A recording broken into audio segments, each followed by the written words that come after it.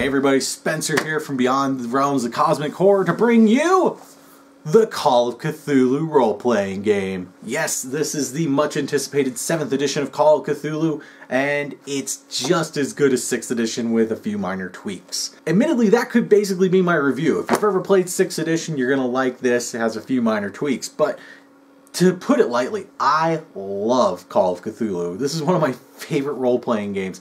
6th edition was a blast, and I was really glad I got into the Kickstarter for 7th. So, what is Call of Cthulhu? Well, firstly, it was a book by H.P. Lovecraft. I have his complete fiction work here. This is, by the way, an excellent buy. This was like 20 bucks at Barnes & Noble. And for those of you who aren't aware, H.P. Lovecraft is considered the master of horror novels. His books were all about massive, crushing darkness of cosmic entities that man can't even fathom, and how small and insignificant we are. So, perfect bedtime reading material, if you want to be depressed all night long. This Call of Cthulhu is a role-playing game from Chaosium Incorporated, written by Sandy Peterson along with a few others, but Sandy is the main guy there. And in Call of Cthulhu, it is entirely possible that your character will die a horrible, awful death 2 or 3 sessions in if you're not careful. And that's kind of the charm of this game, to be honest. It's not like D&D or Pathfinder or other games where, you're the brave adventuring hero. I mean, even games I really like Mutant Chronicles, where you kind of go around and you get to do cool stuff, but then you get to kick ass while you're at it. In this, 90% of the game is investigation and storytelling, and that is why I love it. You see, I'm a big fan of narrative games. Don't get me wrong, a little action here and there is great. And that's why I like Mutant Chronicles. A lot of it is you investigate something and then you get to have a gunfight. This is mostly investigation. You might pull out a gun and shoot a ghoul or a cultist or something, but for the most part, the big baddies you'll be facing are monstrous cosmic entities from beyond the realms of time and space, and they will murder the hell out of you without giving you a second thought. So it's a very different experience, and if you're just looking for a dungeon crawl, this is not the game for you. Now, obviously, there's a few things that make this different from other... Now, obviously, there are some major differences between this and most mainstream role-playing games. The first being the whole fact that you're not an invincible superhero, you are just a normal person.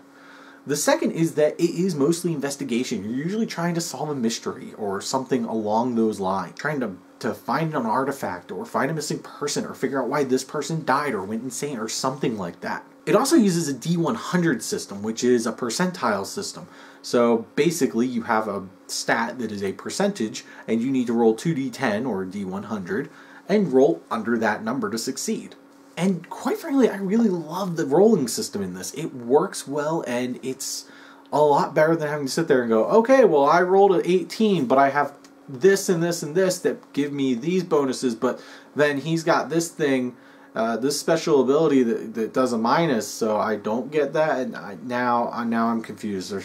Get me my calculator. Don't get me wrong, there is some stuff in this where it's like, oh yeah, well, this monster will make your stat A 20% lower or something. So it makes it harder to roll, but it's not as much number crunching, which I really like. The other thing I really like about this game is the insanity system. You have sanity points, and as you see horrible monsters from beyond human imagination, your character could slowly start losing their mind. And when they start going crazy, other things happen, and it's all very smooth and it flows, it's fluid. And it's really hard to go into more detail about it because most of it is investigation. A lot of it is storytelling. It's a very narrative game. Combat is there, but it's not the centerpiece. If you build a character specifically for combat, congratulations, you're playing the game wrong. But it is a good game. It's a great game with the right group of people. The kind of person who, every time you play D&D makes a orc barbarian, probably not going to enjoy this. Now, there is some stuff in this that can be a little clunky. Combat at times can be a little unintuitive, and the magic system is a bitch and a half to learn. But overall, it is a very solid game. Now, if you want to play this, you can get this. This is the Keeper's Handbook. This is your basic rulebook. This has all the main rules, has all the rules for creating a character, all the rules for the different weapons, the magic, and all the creatures. So this has everything you need to play or be the GM. However, if you're just going to be playing the game as a character, you're better off grabbing the Investigator Handbook. This just has the rules for character creation along with different weapons and stuff like that. So it doesn't have any of the background stuff like how to create encounters, but if you don't ever want a GM, go grab this. Totally worth it. Something I do like, one of the changes they made is they introduced halves and fifths. So based on the difficulty of an encounter, you might have a stat or fifth a stat or take a fifth off of a stat. So there's a lot of cool things going on. It kind of opens up a little more flexibility for GMs to play with the difficulties of the encounters. The other cool thing is that while the basic game is designed to be played in the 1920s, there are rules in here for playing alternatively in the modern era. So you can now have like computer hackers and guys with M16s and cruise around in tanks if you really want to. But if you're cruising around in a tank, you're playing the game wrong. So I thought that was a cool touch. It adds a whole new layer to it. And there's a bunch of little expansions that are out for 6th edition, which I hope to come out for 7th edition. They introduce stuff like playing in different eras. So there's one that's playing in like ancient Rome, which was really cool. So yeah, if you're looking for a really cool RPG that offers a very narrative experience and is completely different from the standard, Call of Cthulhu is amazing. It is, like I said, with the right group of people, it is so much fun. Because you really get into your character and you really tell a story instead of just being Johnny McSwordhand who kills goblins. And it is a solid game. The rules are really well done, and I would love to see these rules applied to other systems possibly in the future. But for now, I'm perfectly content fighting off cosmic monstrosities that are here to eat my brains. So yeah, Call of Cthulhu 7th edition definitely gets a recommendation from me.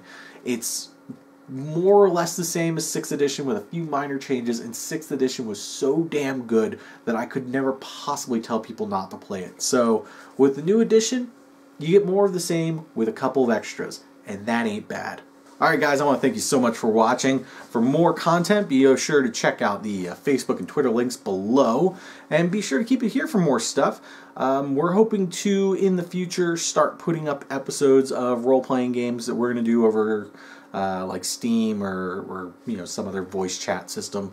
And who knows, maybe we'll play Call of Cthulhu or Mutant Chronicles or something. So that should be cool. If there's a game you would like to see us play, let us know. You know, we're looking for suggestions, and we're always open to ideas. Please try not to suggest Pathfinder. Let's do something a little different. I kid, of course. If you guys want to watch us play Pathfinder, I'll suck up my pride and play Pathfinder. But, you know, Call of Cthulhu is really cool. Also, if you guys have any questions or comments, make sure you leave them in the comments section below, or shoot us a private message, or, you know, message us on Facebook, whatever works for you. So once again, thanks so much for watching. I hope you guys enjoyed, and I will catch you on the flip side.